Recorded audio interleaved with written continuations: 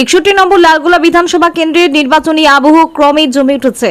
এই প্রেক্ষাপটে এসডিপিআই এবং আইএসএফ সমর্থিত বামফ্রন্ট মনোনীত সিপিআইএম প্রার্থী বাবুলুজ্জামান জোর কদমে চালিয়ে যাচ্ছেন তার জনসংযোগ কর্মসূচি। গ্রাম থেকে গ্রামান্তর, পাড়া থেকে মহল্লা, প্রতিটি এলাকায় ঘুরে সাধারণ মানুষের সঙ্গে সরাসরি যোগাযোগ স্থাপন করছেন তিনি।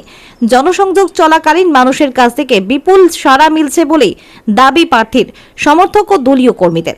কোথাও ফুলের মালা, কোথাও উষ্ণ অভ্যর্থনা, আবার কোথাও সাধারণ মানুষের সমস্যার কথা মন দিয়ে শুনছেন বাবুলুজ্জামান নিজেই।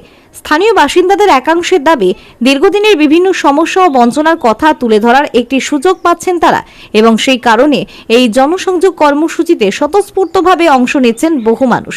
বামফ্রন্ট নেতৃত্বদের বক্তব্য, এই ব্যাপক জনসমর্থন প্রমাণ করছে যে লালগোলার মানুষ পরিবর্তনের পক্ষে মত দিচ্ছেন। এসডিপিআই এবং আইএসএফ এর সমর্থনে লড়াই করা এই প্রার্থীকে ঘিরে এলাকায় এক নতুন রাজনৈতিক সমীকরণ তৈরি হচ্ছে বলেও মনে করছেন রাজনৈতিক মহলের একাংশ।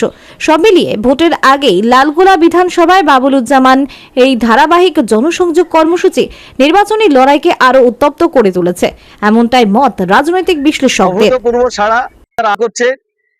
গোটা রাজ্য জুড়ে যে শিক্ষা, স্বাস্থ্য, লালগোলার গঙ্গা পদ্মা ভাঙন, এই যে অঞ্চলে বাস করছি আমরা, ঘুরছি যে অঞ্চলে, মানুষের আশীর্বাদ নিচ্ছি, এই অঞ্চলে গঙ্গা পদ্মা ভাঙনে তলিয়ে গেছে অসংখ্য জমি, অসংখ্য বাড়িঘর। আপনারা দেখছেন যে এই রাজ্যে শিক্ষা ব্যবস্থা একদম শেষ। 8,000-এর বেশি স্কুল বন্ধ। এই রাজ্যের মানুষের ভোটাধিকার কেড়ে নেওয়া হচ্ছে। মুসলিমদের ওয়াকাফ সম্পত্তি, এই ওয়াকাফ সম্পত্তি কেড়ে নেওয়া হচ্ছে। সব মিলিয়ে গোটা রাজ্যের বেহাল অবস্থা ফিরিয়ে আনতে হবে। মানুষ স্বতঃস্ফূর্তভাবে সাড়া দিচ্ছে। আমরা আশাবাদী যে এবারের নির্বাচন মানুষ লাল ঝান্ডার দিকে, বামপন্থীদের দিকে এগোচ্ছে। এই লালগোলা পরিযায়ী শ্রমিকদের একটা জন সমস্যা আছে। এই রাজ্যের বাইরে, এই রাজ্যে কারখানা না হয়, কাজ না থাকায় রাজ্যে পরিযায়ী শ্রমিক হিসাবে বিভিন্ন জায়গায় চলে যেতে হচ্ছে শিক্ষিত ছেলেদের। আপনারা দেখছেন যে তাদের লাশ হয়ে বাড়ি ফিরতে হচ্ছে। এই অবস্থা ফেরাতে হবে। আমরা গোটা রাজ্য জুড়ে আওয়াজ তুলেছি, ওয়াকাফ বাঁচাও, ভোটাধিকার বাঁচাও, স্কুল বাঁচাও, শিক্ষা বাঁচাও। আজকে দিনে দাঁড়িয়ে যে কাজ নেই শিক্ষিত বেকারদের, সেই শিক্ষিত বেকারদের চাকরি দাও। আমরা বলেছি ভাতা প্রকল্পে যদি বামফ্রন্ট সরকার ক্ষমতায় পুনরায় ফিরে আসে তাহলে তাদের 7,500 টাকা ভাতা আমরা নির্ধারিত করব।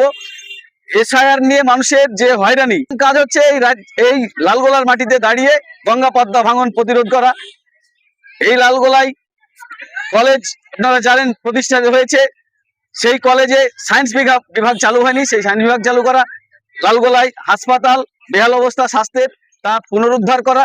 লালগোলার নিকাশি সহ রাস্তাঘাটের পুনরুদ্ধার করা। এবং গোটা রাজ্য জুড়ে দেখছেন যে আমাদের যা মর্মান্তিক ঘটনা। আমরা ক্ষমতায় এলে মানুষ যদি আমাদের দুহাত ভরে আশীর্বাদ করে বিধানসভায় পাঠায়, মানুষের হয়ে কথা বলার জন্য এই ফায়ার ব্রিগেডের ব্যবস্থা আমরা করতে চাই।